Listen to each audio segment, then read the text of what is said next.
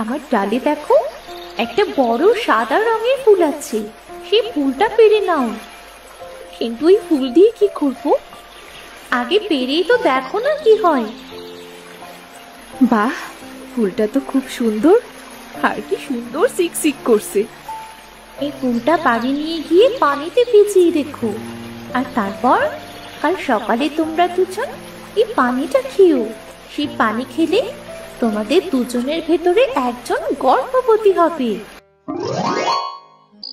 মধুপুর নামে এক গ্রাম। সেই গ্রামে গনি নামে এক সৎ কৃষক বাস করত। অভাবের সংসার ছিল তার। গনিরা সংসারে ছিল মোট 4 জন। গনির 2 বউ, গনির মা ও গনি। গনি, ও গনি, কোথায় গেলি রে বাবা? একটু আয় তো আমার কাছে। কি হয়েছে মা, ডাকছো কেন? কি বাবা, তুই আমার উপর রাগ করে আর কতদিন থাকবি? আমার সাথে একটু ঠিক মতো তো কথাও বলিস না। আমি তোর মা রে বাবা, আমার উপর রাগ করে আর কতদিন থাকবি বল? রাগ করব না তো কি করব? তোমাকে কত করে বললাম আমি আর একটা বিয়ে করব না, তা তুমি আমার কথাই শুনলে না। আমি তো তোর ভালোর জন্যই বলেছিলাম, বড় বউয়ের বাচ্চা কাচ্চা হয় না, তাই তোকে দ্বিতীয় বিয়ে দিয়েছিলাম। কিন্তু কে জানতো যে ছোট বউয়েরও বাচ্চা কাচ্চা হবে না। এমনিতেই 3 জনের সংসার চালাতে হিমশিম খেয়ে যেতাম, আর 4 জনের সংসার তো কেউই ঠিক মতো দুটো খাবার খেতে পারি না। কি গো, তোমাদের আবার কি হলো? এই সকাল সকাল এত বকাবকি করছো কেন? আয় ছোট, এদিকে আয় তো, রান্নার কাছে আমায় একটু সাহায্য করবি, আয়। 2 অপয়ার কত মিল দেখ। কেউ দেখে বলতেই পারবে না যে এই অপয়া দুটো সতীন। দেখে মনে হয় 2 বোন, দুটোর কপাল একই রকম লেখা। মা, আপনি আমাদের এমন করে বলছেন কেন? বাচ্চা না হলে আমরা করবোটা কি? এটা তো সৃষ্টিকর্তার হাতে। মুখে শুধু বড় বড় কথা। দূর হ, দূর হ আমার চোখের সামনে থেকে। দুটোকে দেখলেই আমার পা থেকে মাথা পর্যন্ত চলে। কে জানে এই আপদ দুটো কবে বিদায় হবে।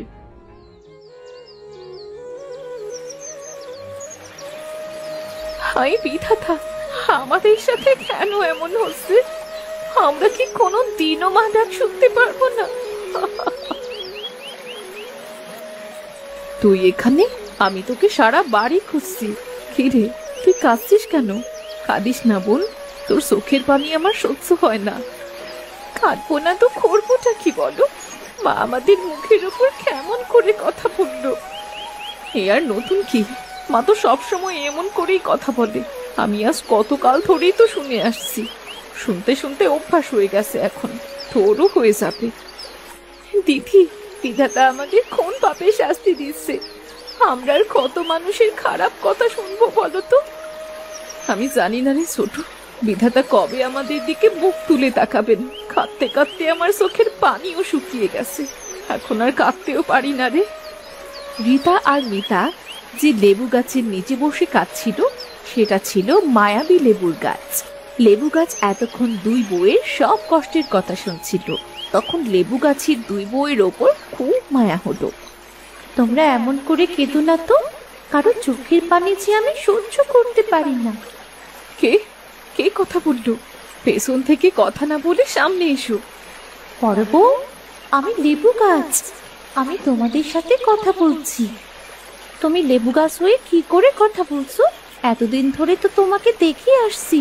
কই, আগে তো কখনো কথা বলনি। আগে তো কেউ কখনো আমার কাছে এসে এভাবে কাঁদেনি। আমি তো কারো কষ্টের চোখের পানিতেই জাগ্রত হই। কি বলছোটা কি? হ্যাঁ, আমি মায়াবী লেবু গাছ। আমি তোমাদের দুজনের ভালোবাসা দেখে খুব সন্তুষ্ট হয়েছি। আমি তোমাদের সাহায্য করতে চাই। তুমি আমাদের কিভাবে সাহায্য করবে? আমাদের জীবনের সমস্যা হলো একটা বাচ্চা, আর বাচ্চা না হলে এর কোনো সমাধান নেই। তোমাদেরও বাচ্চা হবে, তোমরা মা ডাক শুনবে, তোমাদের 2 বউয়ের সকল কষ্ট দূর হবে। তুমি সত্যি বলছো? আমাদের আমাদের বাচ্চা হবে?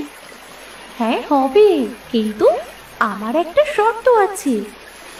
আমরা তোমার সব শর্তে রাজি। বলো বলো, আমাদের কি করতে হবে? আমি তোমাদের একটা বাচ্চা দিতে পারি, কিন্তু ওই বাচ্চা নিয়ে কখনো নিজেদের মধ্যে হিংসে করা যাবে না।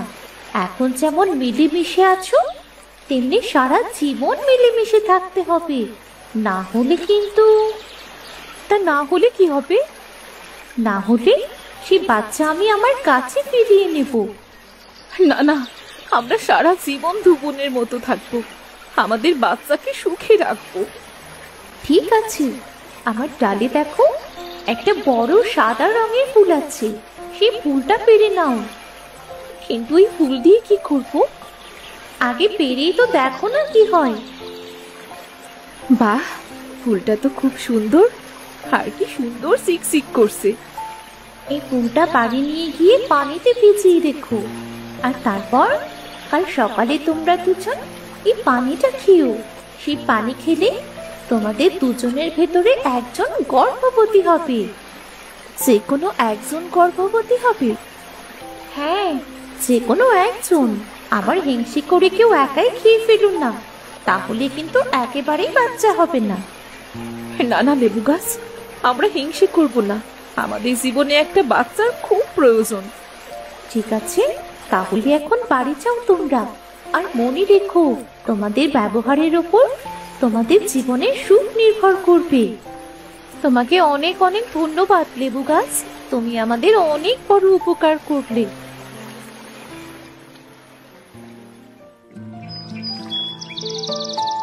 পরদিন সকালে, এই ছোট, সেই ফুলের পানি খেতে হবে তো। হ্যাঁ দিদি, চলো, আমি তো ভুলেই গিয়েছিলাম।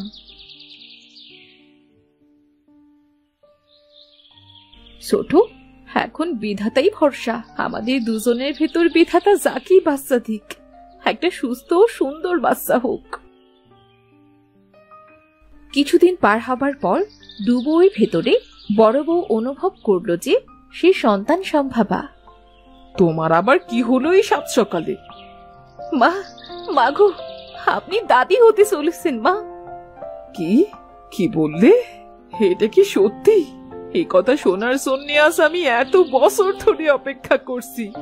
ও গনি, গনি রে, বাবা এই দিকে আয়। কি হয়েছে মা, ডাকছো কেন? তুই বাবা হবি রে, তুই বাবা হবি। তুমি সত্যি বলছো মা? হ্যাঁ রে বাবা, আমাদের বড় বৌমা মা হতে চলেছে। বড় দিদি, দিদি গো, আমার যে কত খুশি লাগছে। বড় বউ, আমি খুব খুশি হয়েছি। আমাদের এতদিনের স্বপ্ন এবার পূর্ণ হবে। আর ছোট বউ, এখন থেকে বড় বউয়ের দিকে খুব ভালো করে খেয়াল রেখো, কেমন? হ্যাঁ গো হ্যাঁ, সে কথা কি আর বলতে আছে নাকি? ছোট, তুই মন খারাপ করিস না, বাচ্চা আমার পেটে এসেছে তো কি হয়েছে, এর মা তো আমরা দুজনই, বল। হ্যাঁ দিদি, তুমি ঠিক বলেছো, আমি একটু মন খারাপ করিনি, আমি খুব খুশি হয়েছি দিদি। দেখতে দেখতে দিন পার হতে লাগলো। বড় বউয়ের কোল জুড়ে একটা সুন্দর ফুটফুটে মেয়ে এলো। বাড়িতে সবাই খুব খুশি হলো। আহ, এই শূন্য বুকটা আজ পূর্ণ করলি রে মা। তুই আমাদের জীবনে আলো হয়ে এসেছিস, তাই আজ থেকে আমাদের মেয়ের নাম আলো। বাহ, অনেক সুন্দর নাম তো। দাও দাও, আমার মেয়েটাকে এবার আমার কোলে দাও। শোনো ছোট বউ, এখন থেকে তোমার দায়িত্ব অনেক বেড়ে গেছে। যেমন মিলেমিশে থাকতে তেমনি থাকবে। বড় বউ, তোমার মেয়ে হয়েছে, তাই যেন ছোট বউয়ের সাথে আবার হিংসে করো না। না না মা, আমরা দু বোন যেমন ছিলাম তেমনি থাকবো। আর ছোট, ও তো আমার মেয়ের আরেকটা মা, আমরা দুজন মিলে ওকে বড় করে তুলবো। দিদি, দিদি তুমি খুব ভালো, তোমার মনটাও খুব ভালো। আলো আমাদের কলিজার টুকরা, ওকে আমরা অনেক যত্ন করব। রিতা ও মিতা আলোকে অনেক যত্নে বড় করতে লাগলো।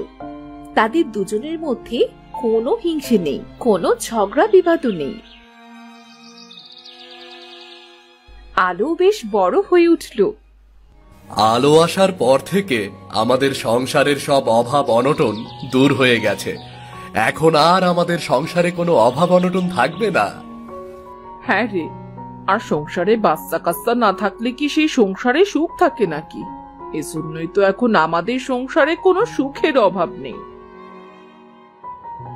মা, ও মা, কোথায় তোমরা? আমি একটু খেলতে যাচ্ছি। না সোনা, এখন বাইরে যেতে হবে না।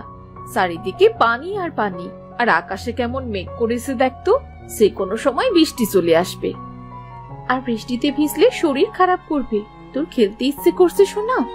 আমাদের বল, আমরা তোর সাথে খেলবো। না না মা, আমি দীপার সাথে খেলবো।